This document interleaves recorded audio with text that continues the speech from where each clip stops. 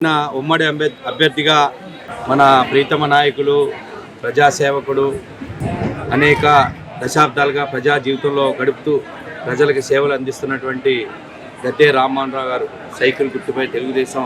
అభ్యర్థిగా గెలవాలని కాంక్షిస్తూ ఈరోజు తూర్పు నియోజకవర్గ భారతీయ జనతా పార్టీ కార్యకర్తల సమావేశం ఏర్పాటు చేయడం, ఆ సమావేశానికి ఆయన ముఖ్య అతిథిగా పిలిచి పార్టీ ఎప్పుడు మా కార్యకర్తలంతా కూడా మీ విజయానికి పూర్తి సహాయ సహకారాలు అందిస్తూ గెలిపించడానికి ఒక సైనికుల్లా పనిచేస్తారని చెప్పి ధైర్యాన్ని ఇవ్వడం జరిగింది. అదేవిధంగా కార్యకర్తలంతా కూడా తప్పకుండా ఆయన మూడోసారి హ్యాట్రిక్ సాధించే విధంగా ఘన విజయం సాధించే విధంగా ఎన్టీఆర్ జిల్లాలోనే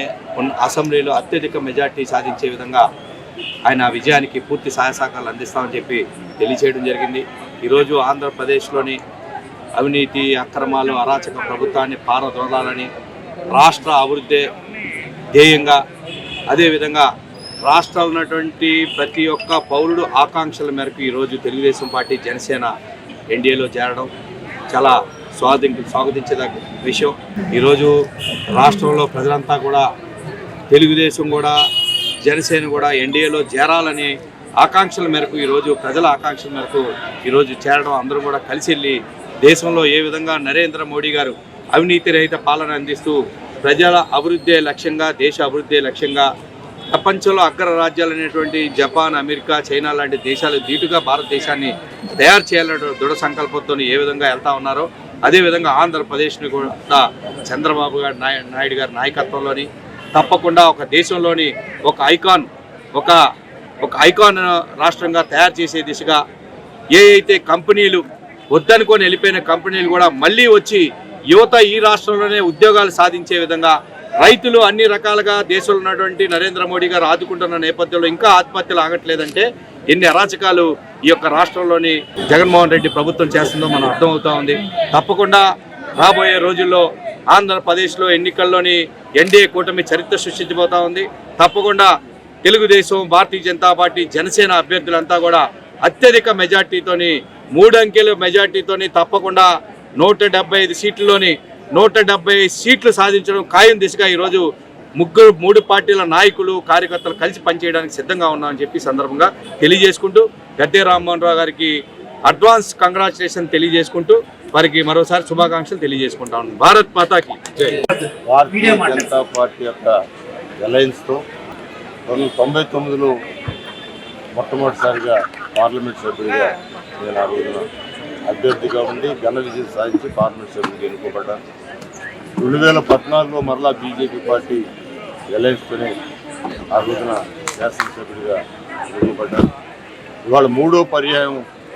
2024లో నేను తెలుగుదేశం పార్టీ అభ్యర్థిగా భారతీయ జనతా పార్టీ మరియు జనసేన బలపరిచిన ప్రతిసారి కూడా బీజేపీతో కలిసి పోటీ చేసిన ప్రతిసారి కూడా ఒక కంఫర్టబుల్ మెజార్టీతో జరగడం జరిగింది. అందువల్ల ఈరోజు మరలా వారి సహకారంతో ముందుకు వెళ్తున్నారు. ఈ రోజున ఇక్కడ విస్తృత సమావేశం ఏర్పాటు చేసి వారు చూపించిన అండ, వారు నా యొక్క గెలుపు కోసం పడుతున్న తాపత్రయం, వాళ్ళు చూపించిన ప్రేమ ఇవన్నీ చూస్తే నాకు ఎంతో శక్తిని నేను చూపుతున్నానని భావన కలుగుతూ ఉంది. ఎందుకంటే కేంద్ర ప్రభుత్వంలో భారతదేశంలో బీజేపీ ఘన విజయం సాధించబోతూ ఉందని చెప్పి అనేకమైన ఎనాలిసిస్లో కానీ లేకపోతే ఈ సర్వేస్లో కానీ అది భారతదేశంలో కూడా ఆ యొక్క విధానం కనపడుతూ ఉంది. అలాంటప్పుడు ఆంధ్ర రాష్ట్రం ఈ రోజున 5 సంవత్సరాలు జగన్మోహన్ రెడ్డి గారి పాలనలో 20 సంవత్సరాలు వెనక్కిపోయిన ఈ రాష్ట్రాన్ని మరలా పునర్జీవం చేసి పునర్నిర్మాణం చేసి ఒక మంచి ఆంధ్ర రాష్ట్రం, గతంలో ఏ విధంగా ఆంధ్ర రాష్ట్రం అంటే అన్నపూర్ణ అనే భావన ఈ రోజున ఆంధ్ర రాష్ట్రం అంటే నేర చరిత్ర కలిగిన రాష్ట్రంగా ఇవాళ పేరు పొందడం చాలా దురదృష్టకరం. నిన్న కాక మనం విశాఖపట్నంలో 25,000 కేజీలు ఈ యొక్క ఒక కంటైనర్ నిండా మరి డ్రగ్స్, విషపూరితమైన డ్రగ్స్ ఆంధ్ర రాష్ట్రానికి రావటం అంటే ఎలాంటి పరిణామాలు ఈ రాష్ట్రంలో జరుగుతూ ఉన్నాయి, ఎలాంటి యువతను నిర్వీర్యం చేయడానికి ఎలాంటి ప్రయత్నాలు జరుగుతూ ఉన్నాయి ఒకసారి మనం కూడా ఆలోచించాల్సిన అవసరం. నిన్న హైదరాబాద్లో గంజాయి పట్టుకుంటే అదంతా కూడా విశాఖపట్నం నుంచి వచ్చిన గంజాయి అని చెప్పే విధంగా ఉందంటే భారతదేశంలో ఏ మూల డ్రగ్స్ పట్టుబడ్డా, ఏ మూల గంజాయి పట్టుబడ్డా దాని మూలాలు మన ఆంధ్ర రాష్ట్రంలో ఉన్నాయంటే జగన్మోహన్ రెడ్డి ఎంత మాఫియా ప్రభుత్వాన్ని నడుపుతున్నాడో మనందరూ కూడా అర్థం చేసుకోవాల్సిన అవసరం ఉంది. ఈ మాఫియా ద్వారా అందరినీ నిర్వీర్యం చేసి ఆయన ఈ రాష్ట్రాన్ని వేలుకోవాలనే భావనలో ఉన్న దాని నుంచి మన రాష్ట్రాన్ని కాపాడుకోవాలా, మన పిల్లల భవిష్యత్తును కాపాడుకోవాలా, ఈ రాష్ట్రంలోని యువత నిర్వీర్యం కాకుండా వాళ్ళకు శక్తివంతులుగా తయారు చేసిన బాధ్యత ఉందని చెప్పి ఈరోజు భారతీయ జనతా పార్టీ, జనసేన, తెలుగుదేశం పార్టీ ఐక్యతో ముందుకు వెళ్తాం. ఈ సమయంలో నాకు అభ్యర్థిగా నారా చంద్రబాబు నాయుడు గారి ఇంటికి చేయటం అది నా అదృష్టంగా భావిస్తూ మరొకసారి నారా చంద్రబాబు నాయుడు గారికి కృతజ్ఞతలు తెలియజేస్తున్నాను. అదేవిధంగా బీజేపీ పార్టీ నాయకులందరూ కూడా ఈ విజయవాడలో ఉన్న నాయకులు మరి శ్రీరామ్ గారు కానీ మరి నాగేశ్వరరావు కానీ వీళ్ళందరూ కూడా వచ్చి వాళ్ళని ఆహ్వానించి మాకు మీ మద్దతు ఉంటుంది, మిమ్మల్ని మంచి మెజారిటీ గెలిపిస్తామని చెప్పి వాళ్ళు ఒక ఆత్మవిశ్వాసాన్ని కలిగించినందుకు అందరూ కూడా మనస్ఫూర్తిగా నాకు నమస్కారాలు తెలియజేస్తూ ఎల్లవేళలా కూడా అలయన్స్ పార్టీ ఒకరినొకరు కలిసి ఈరోజు ఎలక్షన్లోనూ తర్వాత కలిసి పనిచేసుకుంటాం. కూడా రాష్ట్రంలో ప్రజలంతా కూడా తెలుగుదేశం కూడా జనసేన కూడా ఎన్డీఏలో చేరాలని ఆకాంక్షల మేరకు ఈరోజు ప్రజల ఆకాంక్షల మేరకు ఈరోజు చేరడం, అందరూ కూడా కలిసి వెళ్ళి దేశంలో ఏ విధంగా నరేంద్ర మోడీ గారు అవినీతి రహిత పాలన అందిస్తూ ప్రజల అభివృద్ధి లక్ష్యంగా, దేశ అభివృద్ధి లక్ష్యంగా ప్రపంచంలో అగ్ర రాజ్యాలు అనేటువంటి జపాన్, అమెరికా, చైనా లాంటి దేశాలు ధీటుగా భారతదేశాన్ని తయారు చేయాలనే దృఢ సంకల్పంతో ఏ విధంగా వెళ్తా ఉన్నారో అదేవిధంగా ఆంధ్రప్రదేశ్ని కూడా చంద్రబాబు నాయుడు గారి నాయకత్వంలోని తప్పకుండా ఒక దేశంలోని ఒక ఐకాన్ రాష్ట్రంగా తయారు చేసే దిశగా ఏ అయితే కంపెనీలు వద్దనుకొని వెళ్ళిపోయిన కంపెనీలు కూడా మళ్ళీ వచ్చి